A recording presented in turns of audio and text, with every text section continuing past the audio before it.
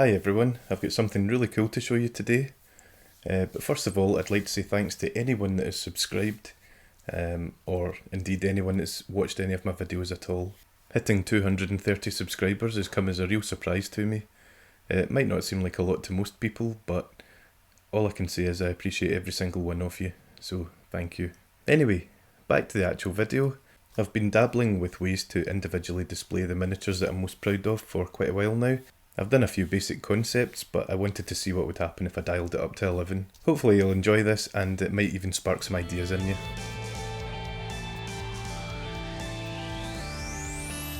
When I got my first 3D printer quite a while ago, the first thing I did was mock up a little display base for my Silver Templars. I was really happy with the miniatures and just wanted a way to stick them on the wall, away from all the clutter of my display cabinets. This was around the same time that I did my paint racks video, so I had the idea to make decorated modular wall mounts for my miniatures, and I printed up a few prototypes. My paint rack project didn't really go as well as I hoped, didn't get very many views at first, so I kind of put this project on the back burner. Since then the new edition of Blood Bowl came out, and I've been really getting into creating my own colour schemes for lots of different teams. You might have seen my painting Griff Oberwald tutorial in my new team colours of the Reichsburg Royals. I wanted to do something a little bit different to showcase Griff, so I resurrected my wall mount idea and decided to take it as far as I could. I had a few ideas, so I jumped straight into Fusion 360 to see how easy they would be. Turns out they were very easy. I printed out a few tests, most of them were along the same lines as my previous efforts. I also had a few ideas how I could really improve things. On the right hand side connector, I created a Blood Bowl ball with Griff's name on it.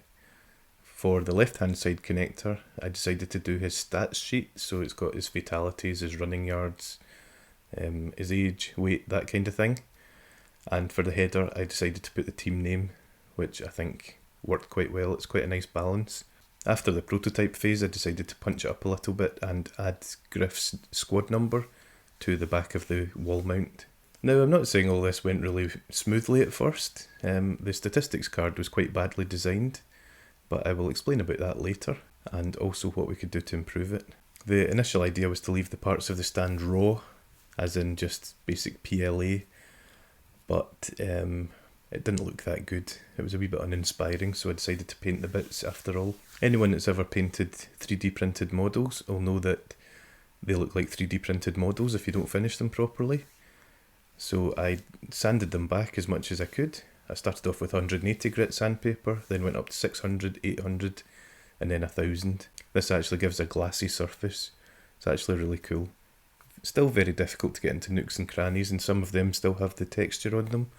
But if you do it properly, it looks really good. After the 180 grit sanding, I used a high build primer from Halford's, I think, and this fills in between the layer lines and makes things a bit smoother. The 600 to 1000 grit sandpaper was used wet. I was in my utility room and I was running it under a tap, so the whole thing was wet all the time. This might not seem like a great way to do it, but it actually really worked well for me. Even after this stage, there were a few big gaps, mainly on the face of the text and around the edges of the stand. So I grabbed my Vallejo plastic putty and an old brush, and I started working the putty into the big gaps.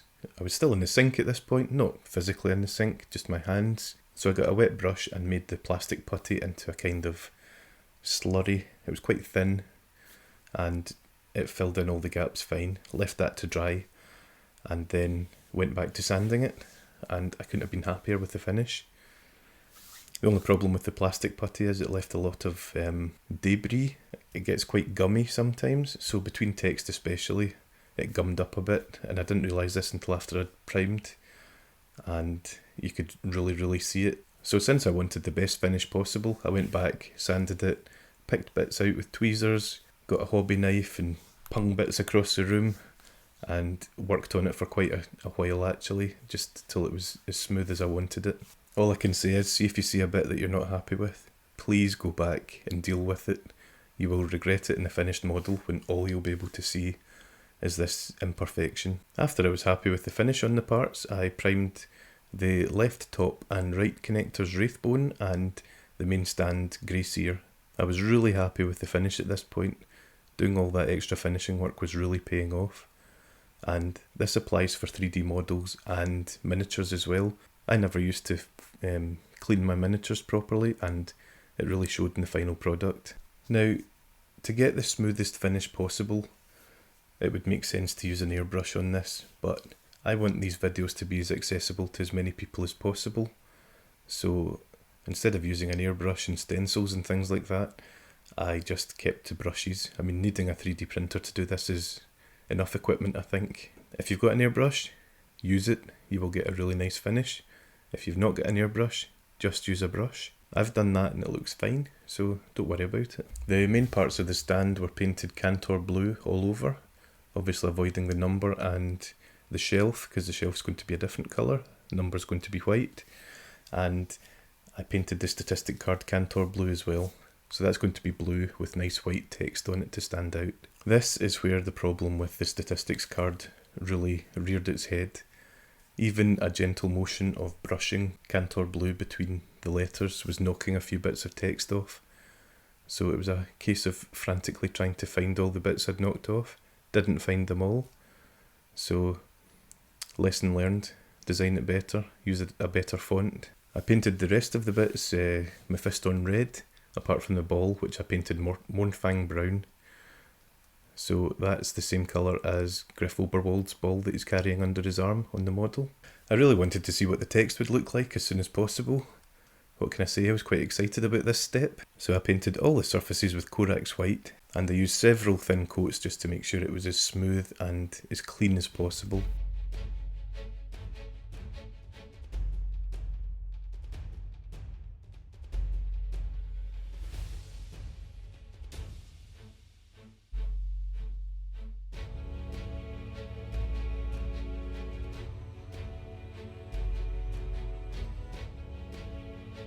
To emulate the design on Griff, I'd decided to do checks on all the red parts, so to do that I'd clipped the left and the right connectors together and got out my trusty ruler.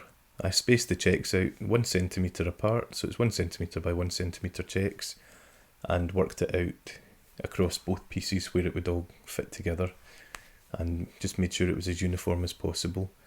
And then I used that piece to work out where the checks would be on the top piece as well, and it actually worked. All the checks were painted in Ushabti bone, and then I went back to the text and just made sure it was as white as it could possibly be, just so it would pop. I decided not to do any highlights on this, but that's a decision that can be reversed at a later date if I decide that it's needed. So I've just left flat colours, and from a distance it actually looks really good, in my opinion. I'll explain a bit about the shelf. In my first design it was just a flat shelf with a 1mm indent to keep the model in place, but I thought I could do better for this model. I did a 32mm circular indent in the base, 4mm down, and it was just the right size for a Blood Bowl model to go in. So I painted the whole shelf Steel Legion drab, and then painted the top surface, just round the circle, not in the circle, with Stirland mud. Now I made sure to use Stirland mud and not Battlemire, because Battlemire is a bit too chunky.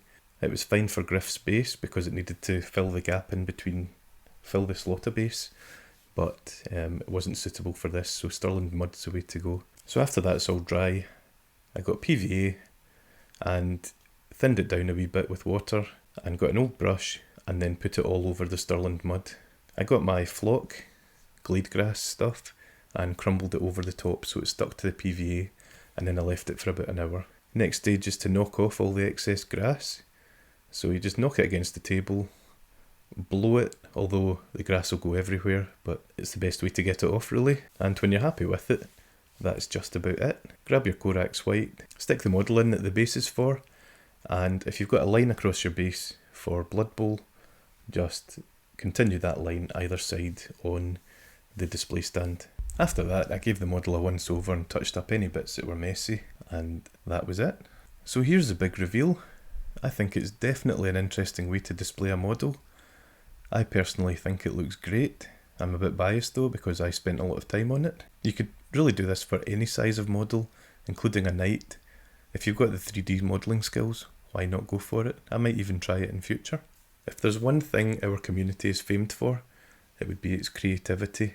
I would love to see what far more talented people than me could do with this concept. If you have any ideas about where we could take this, leave a comment below, DM me on Twitter, tag me on Twitter, find me on Instagram, anything. Send me a picture of it if you like. Who knows? I might even make it if my limited modelling skills allow. I'll be making all of these files available. I'll be making the Griff Oberwald ones available. I'll be making all the connectors available without any add-ons. So you'll be able to add your own things on. All you need to do is import them into something like Blender, and then you could add things there, export them as an STL and then print them out. I'm not precious at all about these things, so use them for whatever you like. So that's it for this video. I hope you found it at least a wee bit interesting. If you're liking what you see, like and subscribe, and hopefully I'll hear from you through social media, but if not, I will see you in the next one. Thank you.